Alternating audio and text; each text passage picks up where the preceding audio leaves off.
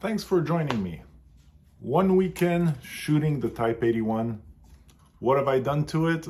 Let's talk about some of the changes and some of the things we've learned about this rifle. Well, some of the things I've learned about the Type 81, my experience at the range, I posted some videos about it, and what I've done to actually improve on my ownership of the Type 81. So this won't be a long video because we're going to go over a few simple things to discuss it. The first things first about the Type 81, I think you guys are all going to notice this black grip over here. And that's been the first change on this thing, okay, is what you see over here. What's that all about? It doesn't take long in shooting this thing that you realize that it takes, you're going to have trouble if you have bigger hands or hands that are a little bit larger or fingers that are a little bit longer than average. Well, I think that maybe it's a thing with the origin and the area of the world where it comes from. It doesn't take long to realize that, there we go, that this over here is kind of small, no matter how you handle it. This is the original grip that came with it. Actually really nice, really well finished grip. It's good, does a good job, but it doesn't take long to realize that you're dealing with something that won't give you really enough grip to really feel comfortable with it, especially after a while at the range. One of the reasons I decided that I needed to address this is because there is a portion of stability when you're holding a rifle, especially a semi-automatic, where you do want a good balance of a good handle of the gun. I think no matter which rifle you're using and no matter which firearm you're using, you want a good handle. And this wasn't making the cut, especially as your hands get a little bit sweatier. And even though I had tape grip on it, it was evident after a while that it was starting to slip around, and I started having a little bit of too much motion in the handling of it, especially not only once your hands get sweaty, but also as the rifle gets a little bit warmer with time. I didn't think that this was making the cut. So there's a very kind person in my family who helped me out with it. And we found some templates online, and he has a 3D printer. We printed this.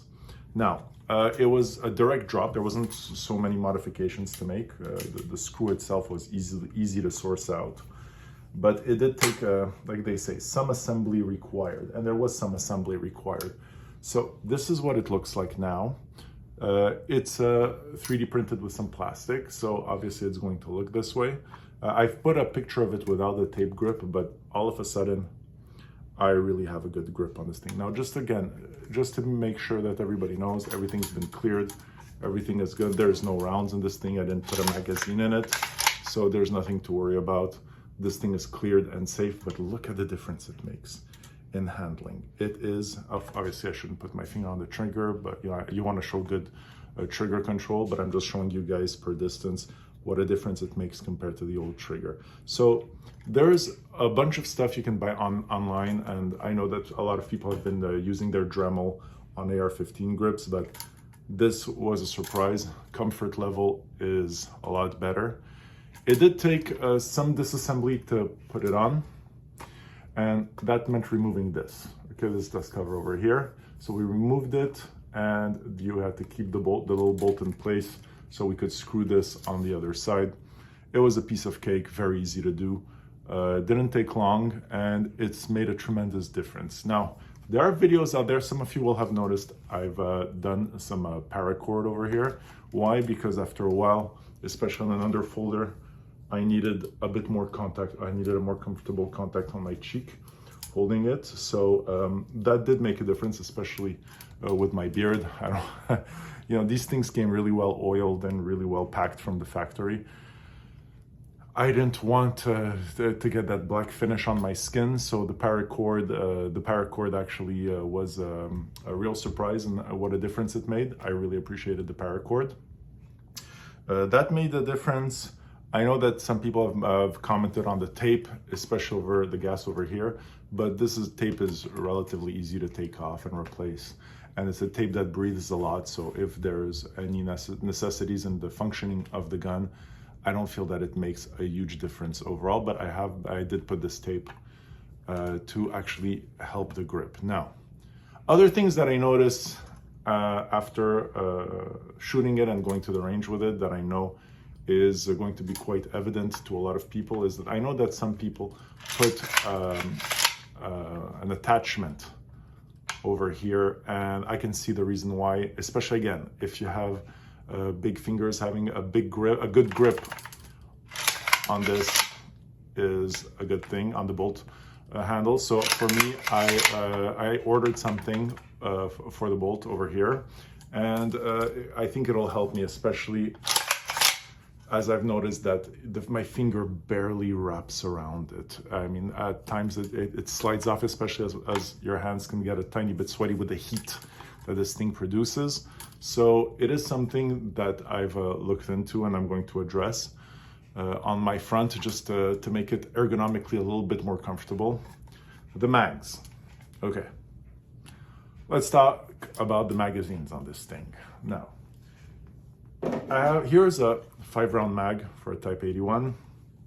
5-round mag is very direct to install, and as you can see, again, very click-clack. I noticed that with 5-round mags, the rifle itself doesn't struggle or have any difficulty accepting them.